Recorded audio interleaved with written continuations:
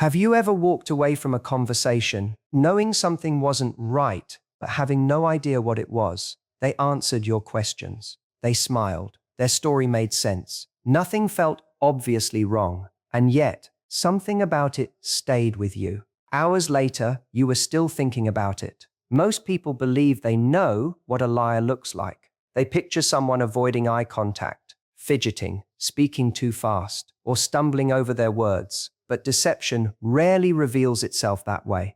That's why so many lies are never caught, because we're looking for performances when deception is usually much quieter than that. A question that never gets answered, a sudden change in behavior, an emotion that doesn't quite fit the situation. On their own, those moments don't mean much, but together they begin telling a story. The strange part is, once you learn to recognize these patterns, you stop hearing conversations the same way. You start noticing what most people completely miss. Over the next few minutes, we're going to explore 7 quiet patterns that often reveal far more than the obvious signs most people are taught to look for. On their own, none of them prove that someone is lying, but together, they can completely change the way you understand conversations. Let's begin with one of the simplest and one of the easiest to overlook. Sign 1. The answer that never comes. Every conversation follows an invisible agreement. One person asks a question, the other person answers it. It's such a basic part of communication that we almost never stop to think about it until someone quietly breaks the pattern. Think about the last time you asked someone a direct question. Not a complicated question, just a simple one. Were you there? Did you do it? Did you forget? Now think about the answer, not what they said, whether they actually answered. Because those are 2 very different things. You've probably had conversations where someone talked for an entire minute without ever giving you the one thing you asked for. Instead of saying, no, they said, why would I do something like that? Or, you know I'd never do that. Or maybe they started explaining everything that happened before and after, while carefully avoiding the moment in the middle. The conversation moved forward, but the answer never arrived. Why does that happen? Because a direct question creates something psychologists call commitment. The moment you answer, your brain closes every other possibility.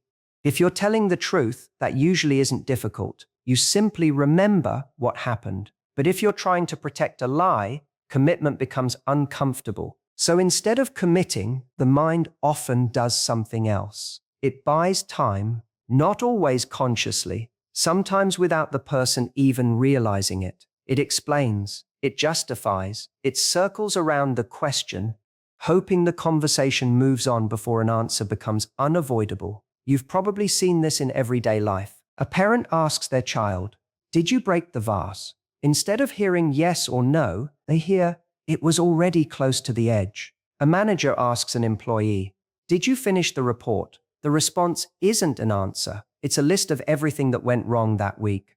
Even in relationships, it happens. "Did you read my message?" "I've been so busy today." Notice what's missing, not information. The answer. Of course, this doesn't mean everyone who avoids a direct answer is lying. Some people get nervous. Some misunderstand the question. Some simply communicate differently. That's why this pattern means almost nothing by itself.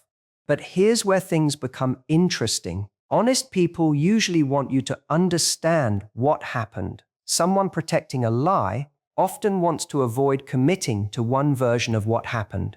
Those goals sound similar, but they create completely different conversations. One moves toward clarity, the other moves around it. And once you notice the difference, you'll start hearing it everywhere. But conversations aren't only made of words. Sometimes the biggest clue appears before a single answer is even spoken. Sign 2. The person who suddenly feels different. Have you ever met someone you've known for years, and one day they just felt different? You couldn't explain it. They looked the same. They sounded the same. Nothing obvious had changed, but something about them felt off. It's a strange experience, because if someone asked you exactly what was different, you probably wouldn't have an answer, and yet you'd still trust that feeling. Why? Because your brain is constantly building a picture of the people around you, not just what they look like, but how they speak, how quickly they answer, how often they smile, how they react to unexpected questions. You don't consciously memorize these things, your brain does it for you. Think about someone close to you. You know how they laugh, how they tell stories, even the pauses they take before answering certain questions. Not because you've studied them, but because you've experienced them hundreds of times. Without realizing it, you've learned what's normal. Now imagine one of those patterns suddenly changes. The friend who's always relaxed becomes unusually tense. The coworker who normally speaks without hesitation suddenly chooses every word with extreme care. The person who always looks you in the eye suddenly can't. Or maybe it's the opposite. Someone who's usually anxious becomes strangely composed when a particular subject comes up. Most people immediately focus on the behavior itself. They avoided eye contact. They were fidgeting. They sounded nervous. But that's the wrong place to look. The behavior isn't the story. The change is. A person who has always been quiet isn't suspicious because they're quiet. A person who's always energetic isn't suspicious because they're energetic. What matters is when someone's normal way of being quietly disappears. There's a reason experienced investigators don't walk into a room looking for nervous people. They walk in looking for inconsistencies. Before they ask the difficult questions, they often ask simple ones. Questions they already know the answer to.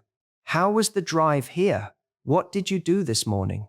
The goal isn't the information. It's the person. They're watching how they think, how they speak, how they remember. In other words, they're learning what normal looks like. Only then do the meaningful changes begin to appear. And here's the interesting part. Most people think deception creates strange behavior. It usually doesn't. It interrupts familiar behavior. That's a very different thing. You're not comparing someone to everyone else. You're comparing them to the person they were 5 minutes ago, or yesterday, or every conversation you've ever had with them. That's why the people who know us best often notice something is wrong long before anyone else does. Not because they have better instincts, because they know our patterns, and patterns are surprisingly difficult to fake, but sometimes people realize their behavior is changing. So instead of risking another mistake, they choose a different strategy. They stop engaging altogether. Sign 3. Why some people would rather escape than answer. There are 2 ways to avoid the truth. You can tell a lie, or you can avoid the moment where the truth is expected. Surprisingly, the second option is often much easier. Think about the last difficult conversation you had. Maybe it was with a friend, a partner, a family member, or even a coworker. The conversation starts with one simple question. Can we talk about what happened? But somehow, you never actually do. The subject changes. Someone brings up something from last week. A joke interrupts the tension. The phone suddenly becomes interesting, or they promise, we'll talk about it later, except later never comes. Most of us think of avoidance as indecision, but psychologically, it's often something else. It's protection. Why? Because every difficult conversation carries a cost. If you're telling the truth, that cost is usually temporary. It might be uncomfortable. It might even be embarrassing. But once you've said it, the conversation can move forward. A lie is different. A lie creates a second problem. Now it's no longer enough to avoid the truth. You also have to protect the story you've already created. That's mentally exhausting. Every new question becomes another risk. Every answer has to match the last one. Every detail has to stay consistent. The easiest way to avoid making another mistake is to avoid the conversation altogether. That's why people protecting a lie often become experts at distraction. Not because they're clever, because distraction is easier than consistency. You ask where they were, they ask why you're always suspicious. You ask what happened, they remind you of everything they've done for you. You ask if something is wrong, they tell you you're imagining things. Notice what all of those responses have in common. They don't move the conversation closer to the answer, they move it away. Of course, there are countless reasons people avoid difficult conversations. Some people hate conflict. Some are afraid of hurting someone they care about. Others simply don't know how to express themselves. Avoidance is human. That's why, Once again, this isn't about finding proof. It's about recognizing patterns, because there's one subtle difference that's easy to miss. Someone who wants to solve a problem usually finds a way back to the conversation. Someone who's trying to protect a lie usually hopes the conversation disappears. One is searching for resolution, the other is waiting for escape. That difference changes everything. Because if avoiding the conversation no longer works, something else often takes its place. And that's where many people make their biggest mistake. They confuse emotion with honesty. Sign 4. When the question becomes the enemy. Have you ever asked someone a simple question only to spend the next 10 minutes defending yourself for asking it? It happens so quickly, you barely notice the shift. You ask, "Why didn't you tell me?" And suddenly the conversation isn't about what happened, it's about your tone. "Why are you making such a big deal out of this? You never trust me. I can't believe you'd even ask me that." At first, it feels like an emotional reaction, but something far more important has happened. The original question has quietly disappeared. Now the focus is on you, your intentions, your behavior, your attitude. Why does that happen? Because emotion steals attention. When someone reacts with enough frustration, enough outrage, or enough hurt, we instinctively respond to the emotion instead of the question. We stop investigating and start reassuring. "I'm not accusing you, I was just asking. I didn't mean it like that." Without realizing it, we've accepted a new conversation, one they didn't have to answer. Sometimes the best defense isn't proving you're right. It's making someone afraid to ask again. Of course, not every defensive reaction is deception. Some people have been falsely accused before. Others are carrying wounds you can't see. Human emotions are rarely that simple. But here's the pattern worth noticing. An honest person usually wants the misunderstanding resolved. Even if they become upset, they answer the question because clearing things up serves them. Someone protecting a lie has a different priority. Their goal isn't to answer, it's to end the conversation. If making you feel guilty accomplishes that, the strategy has worked, which leads to an uncomfortable realization. Sometimes the strongest defense isn't proving you're innocent, it's making the question disappear. And once that happens, the truth becomes much harder to reach. But not everyone protects themselves with emotion. Some people choose something that seems much more convincing, perfect certainty. Sign 5. The memory that's almost too good. Think about an ordinary Tuesday, a few weeks ago. Not a birthday, not a holiday, just an ordinary day. What time did you wake up? Who did you talk to? What route did you take home? Most of us can't answer those questions, not because our memory is bad, because that's how memory works. It keeps the moments that mattered and quietly lets go of the rest. Real memories aren't recorded like security cameras. They're reconstructed every time we remember them. That's why two people can experience the same event and remember it differently. Not because one of them is lying, but because memory was never designed to be perfect, which makes one type of story surprisingly interesting, the one that's perfect. Every detail is in place. Every timeline is exact. Every answer arrives without hesitation. No pauses, no uncertainty, no effort. At first, that sounds believable. Perfection feels convincing until you remember that real memory was never meant to be perfect. Until you ask yourself one question: who remembers an ordinary Tuesday that well? Sometimes people do. An unusual event, a meaningful conversation, a close call, those memories stay with us. But when an ordinary moment is recalled with the precision of a movie script, it's worth slowing down. Because there's a difference between remembering and reciting. Someone telling the truth usually remembers the important pieces. Someone protecting a story often feels responsible for every piece. The gaps become uncomfortable, so they fill them. The pauses feel dangerous, so they remove them. The uncertainty disappears, because uncertainty feels risky. Ironically, that's what makes the story feel unusual. Real memories often sound unfinished.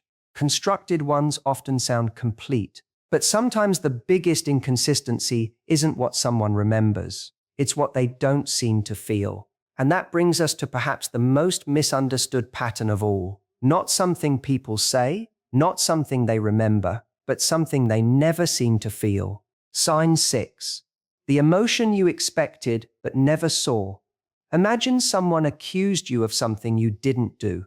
Not something small, something serious. How do you think you'd react? Most people imagine they'd stay calm, explain the misunderstanding, and move on. But real life rarely works that way. False accusations don't just challenge the facts. They challenge how we see ourselves. Suddenly, we're not defending what happened. We're defending who we are. And for most people, that creates emotion, confusion, frustration, disbelief, sometimes even anger. Not because they're trying to look innocent, because being wrongly accused genuinely hurts. Now imagine someone who already knows the accusation is true. Their biggest problem isn't the accusation, it's what happens next. Will you believe them? Do you have evidence?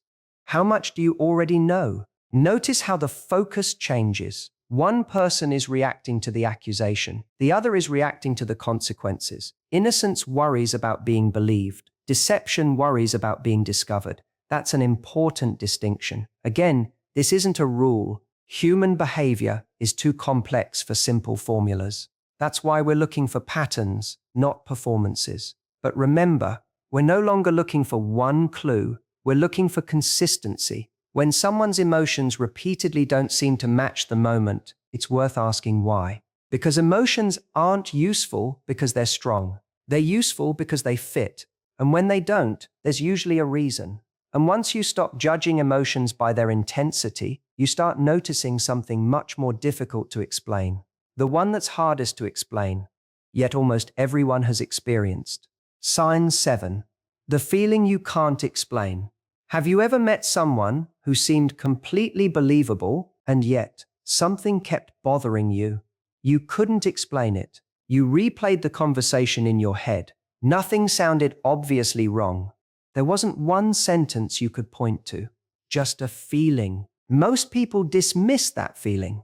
They assume they're overthinking or being unfair. Sometimes they are, but sometimes their brain has already connected dots their mind hasn't explained yet. Your conscious mind processes conversations one sentence at a time. Your unconscious mind doesn't. It's comparing tone, timing, expressions, behavior, and dozens of tiny details you've never consciously noticed. One inconsistency means very little. A pattern changes everything. That's why intuition feels so strange. It often arrives before the explanation does. The mistake is treating that feeling as proof. It isn't. Your intuition isn't there to deliver a verdict. It's there to ask for another look, to slow down, to observe a little longer, to ask one more question. That's what this video has really been about. Not catching liars. Learning to observe people. Most of us spend our lives searching for one unmistakable giveaway, one facial expression, one gesture, one sentence that exposes everything. But people are far more complicated than that. One behavior means very little. One conversation can be misleading. One bad day explains a lot. A moment can mislead you. A pattern rarely does. Patterns are where psychology begins. The people who are best at recognizing deception aren't the ones looking for dramatic tells. They're the ones paying attention to consistency. They notice when words, behavior, emotion, and memory stop supporting one another. Because honesty doesn't have to remember what happened. It simply did. Deception has a much harder job. It has to protect every version of the story, every time it's told. And eventually, that becomes difficult to hide. So the next time you walk away from a conversation with the quiet feeling that something wasn't quite right, don't ask yourself, did I catch them lying? Ask yourself, what pattern am I starting to notice? That single question will usually take you much closer to the truth. If one of these patterns reminded you of a real experience, I'd love to hear it. Which pattern have you noticed in real life that people rarely talk about, and what made you notice it? Share your thoughts in the comments. If you're interested in understanding yourself and the people around you a little more deeply, subscribe for more videos like this. Every conversation reveals more than we think. Once you know what to look for,